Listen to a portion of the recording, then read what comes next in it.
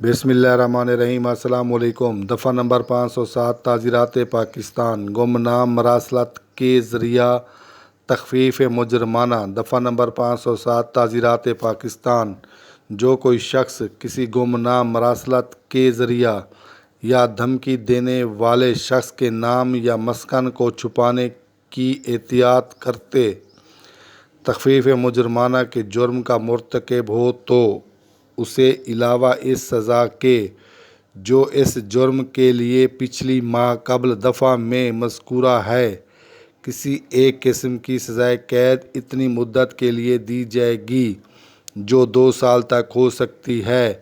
مراسلات کے معنی بہمی خط و کتابت، تخفیف مجرمانہ کے معنی ڈر یا خوف دلانا، گمنام کے معنی جس کا نام معلوم نہ ہو، مرتکب کے معنی مجرم قصوروار، ماقبل کے معنی جو پہلے ہو یا پہلے کا۔